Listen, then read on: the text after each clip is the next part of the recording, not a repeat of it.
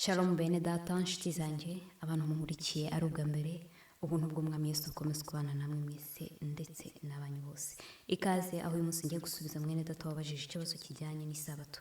Mboneraho kwifuriza isabato nziza mwese abayiruhuka ngo Uwiteka duhana umugisha yasezeranye muri Yesaya igice cya 54 ku murongo wa 13 ndetse n'uwa 14.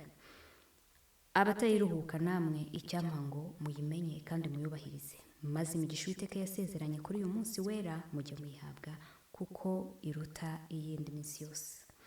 Ndagushimiye inshuti mwene data kubw'ikibazo cyiza wabajije, nhisemo kugisubiza muri ubu buryo kugira ngo n'undi waba afite ikibazo nk'iki abe yaboneramo igisubizo. Mbabare kubwo gutinda kugusubiza, nagize impamvu zituma naboneka ku gihe.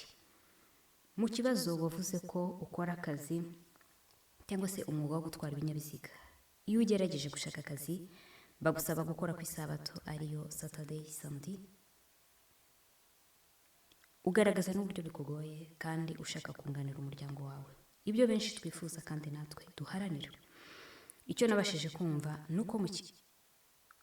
nuko ushaka gukiranukira Imana no kwitondera amategeko yayo mu byo ukora kandi ukanubahiriza inshingano zawe nk'umuntu ufite umuryango, ariko gukora cyangwa se kubona umurimo wakora atari ku isabato bikaba bigoranye. Nshuti yanjye, igisubizo kigufiya kiri muri aya magambo. Ikintu cyangombwa ni iki: ni ukumvira ijambo ry'Imana no kwitondera amategeko yayo, akaba ariyo wiringira muri byose, nayo izajya iyobora intambwe zawe kandi izajya iguha imigisha yasezeraniye abayumvira. Uyubahishe muri byose nayo izakubahisha kuko yagenjereje abagaragu bayo uhereye kera kugera kuri uyu munsi. Inama yanjye rero ni uko udakora akazi gatuma utumvira Imana. Niwumvira Imana, wowe n'abawe uzahirwa kandi uzahabwa umugisha wasezeranijwe abumvira. Itangiriro igice cya 2 umurongo wa 2 n'uwa 3 tubona ko Imana yaremye byose mu minsi 6, ku munsi wa 7 ikaruhuka imirimo yayo yose yakoze. Ubwo Uwiteka yatangaga amategeko 10 ku musozi Sinayi, mu Kuva igice cya 20 ageze ku murongo wa 8 aravuga ati, wibuke kweza umunsi w'isabato. Kubahiriza isabato mu buryo bw'ukuri ni ikimenyetso cy'uko twumvira Imana. Ikimenyetso cy'Imana kizahabwa gusa abitondera iri tegeko rya 4. Kuva igice cya 31 umurongo wa 12, wa 16 ndetse no 17, Uwiteka abwira Mose ati, kandi ubwira Abisirayeli uti, ntimukabure kuziririza amasabato yanjye, kuko ariyo kimenyetso hagati yanjye namwe mu bihe byanyu byose, kugira ngo mumenye yuko ndi Uwiteka ubeza. Mu minsi 6 aba arimo imirimo y'igikorwa, ariko uwa 7 ni isabato yo kuruhuka yerejwe Uwiteka. Uzagira umurimo akora kuri uwo munsi w'isabato ntakabure kwicwa. Nuko Abisirayeli baziririza isabato, bajye bayitondera mu bihe byose, ibe isezerano ridakuka. Ni ikimenyetso cy'iteka ryose hagati yanjye n'Abisirayeli, kuko iminsi 6 ariyo Uwiteka yaremeyemo ijuru n'isi. Kuwa 7 akarorera akaruhuka. Abakora bakitondera amategeko y'Imana bashobora gusaba Imana kubasohoreza amasezerano yayo yasezeranye muri Yesaya 58 igice cya 13 umurongo wa 10 n'umurongo wa 14. Reka tuhasome. Nuhindukira ntukandagira isabato, ukanga gukora ibyo wishakiye ku munsi wanjye wera, ahubwo ukita isabato umunezero, umunsi wera w'Uwiteka, ukawita uw'icyubahiro ukawubaha. Ntubikigenge, ntiwishakire ibyo kwinezeza, ntiwivugire ibyo ushaka ku bwawe, nuko uzishimira Uwiteka. Nanjye nzaguha kurambagira mu mpinga z'igihugu, kandi nzagutungisha gakondo ya sogokuruza Yakobo. Akanwa k'Uwiteka niko kabivuze. Amabwiriza yatanzwe muri iki gice aruzuye kandi areruye. Abirinda gukora imirimo yabo ku isabato bashobora gusaba Imana ihumure no guhumurizwa nayo. Mbese ntidukwiriye kwizera Imana? Mbese ntidukwiriye kwita umunsi wera uw'Imana yise ko wera? Umuntu ntagomba guterwa isoni, ubwoba no kwemera ko icyo Imana yita icyera ari icyera. Ntabwo tugomba guterwa isoni, ubwoba no gukora ibyo Imana yategetse. Kumvira Imana bituzanira ubumenyi bwo kwezwa n'ukuri, kandi abejejwe nibo bazabona Imana. ntabwo tugomba gukora ibinezeza ku munsi wera w'Imana. Dufite iminsi 6 yo gukoreramo ubucuruzi bw'isi n'iyindi mirimo yose yo mu isi duhugiramo mu buzima bwacu bwa buri munsi. Ariko Imana ivuga ko umunsi wa karindwi ari uwayo. Iravuga iti kuri uwo munsi ntukore ikintu na kimwe. Icyo dusabwa nshuti zanjye bene data ni ukumvira Imana, ibindi tukaberekera mu maboko yayo. Umwana w'Imana, umukozi w'Imana, azita ibyera ibyo Uwiteka yita ko ari ibyera.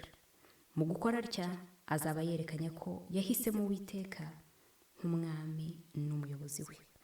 Isabato yabayeho mu irema mu ngobyi ya Edeni, aho inyenyeri za mu gitondo ari bo bamarayika hamwe n'abana b'Imana bahanikaga amajwi bakaririmba banezerewe.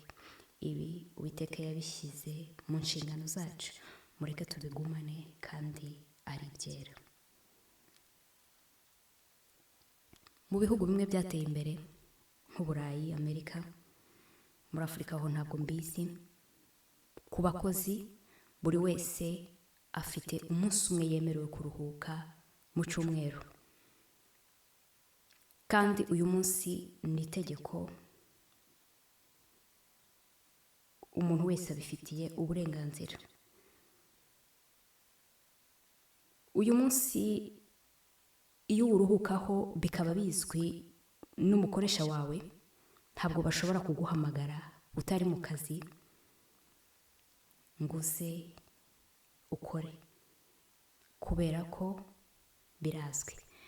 Ariko nyamara ibi byose bigenda biva yuko abantu bazi ibyanditswe bakagenda babyirengagiza cyangwa se bakabikurura mu nyungu zabo.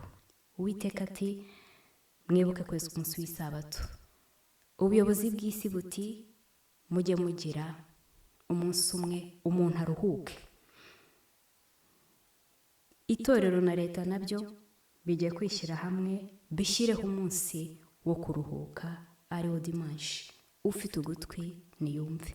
Ariko kandi ku batuye mu bihugu bya hanze, niba wemerewe kugira amahitamo y'umunsi, hitamo samedi ku isabato ibe ariyo munsi uzajya uruhukaho, ugira ibihe byo gusabana n'umuremyi wawe. Kandi birashoboka, nubwo uyu munsi badakunda kuwutanga bigorana, ariko nubisengera bizakunda. Yohana igice cya 14 umurongo wa 15 haravuga ngo nimunkunda muzitondera amategeko yanjye. Nidukunda Uwiteka no kwitondera amategeko ye ntabwo bizagorana. Isabato ntabwo izatubera umutwaro. Abatarayimenya nabo bazayisobanukirwa kubwo gukunda Imana kandi bazajya bayubahiriza. Mu buzima bwacu bwa buri munsi iyo tugize inshuti, duharanira gukora ibyo zikunda kandi bizishimisha kugira ngo tuzigumane. Nyamara ubucuti bwo mu isi ntiburamba, bugira iherezo. Uko twiganyira uburyo twanezeza inshuti zacu zo mu isi, dutandukana nazo, byaba biduturutseho cyangwa biziturutseho cyangwa se bitewe n'urupfu.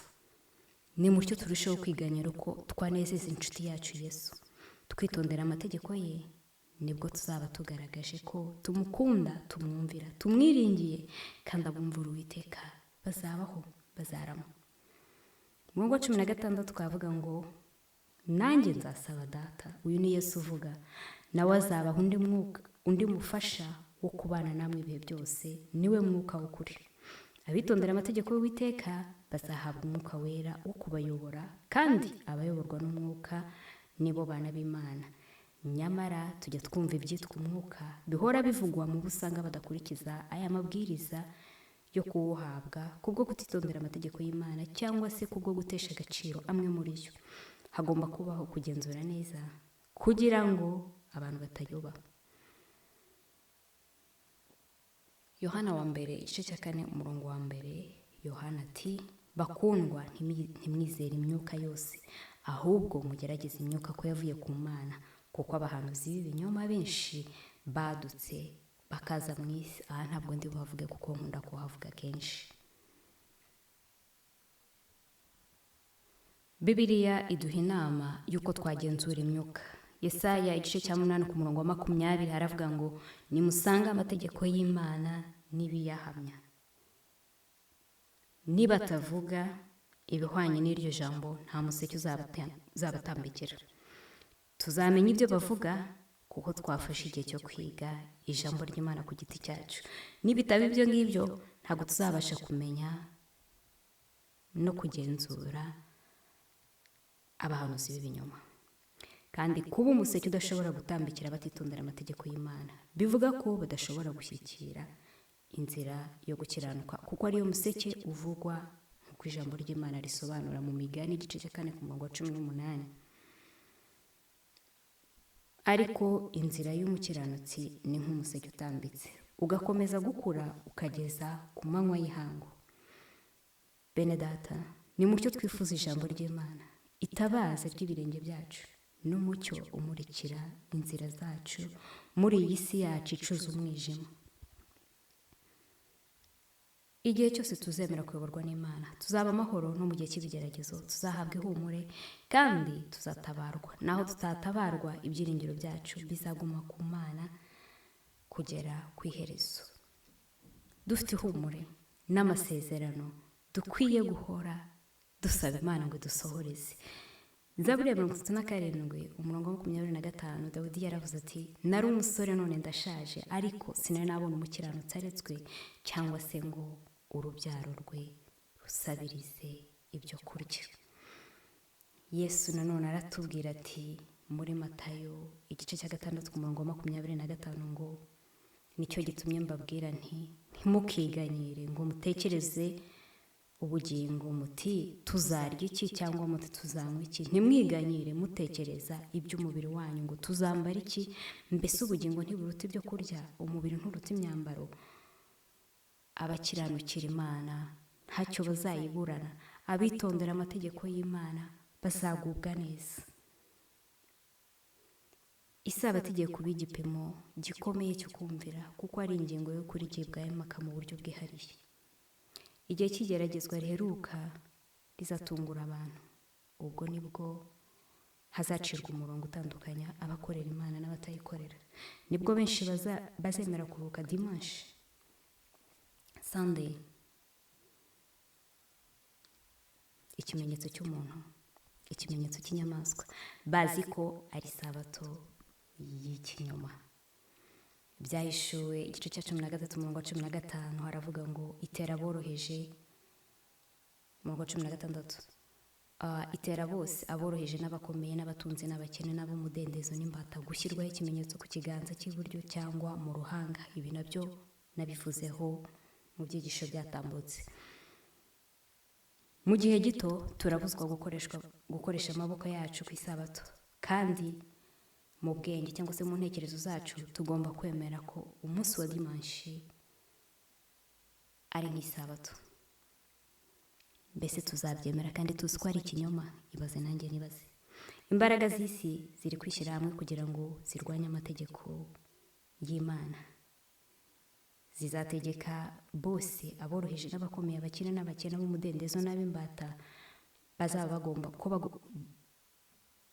ko bagomba kugendera mu migenzo y'itorero bubahiriza isabato y'ikinyoma. Ni igihe cyo kwisuzuma ngo tumenye uruhande duhagazemo. Ni igihe cyo kwitoza kumvira Imana no kwitondera amategeko yayo. Ni igihe cyo gushaka ubwami bw'ijuru no gukiranuka, kuko ibindi byose tuzabihabwa nk'inyongera. Ni igihe kandi cyo kwiga ijambo ry'Imana ku giti cyacu. Ni igihe cyo kwita ku iherezo ryacu. Uwiteka abahe umugisha, ubuntu bwe bukomeze kubana namwe mwese kugeza twongeye guhura. Ndabakunda.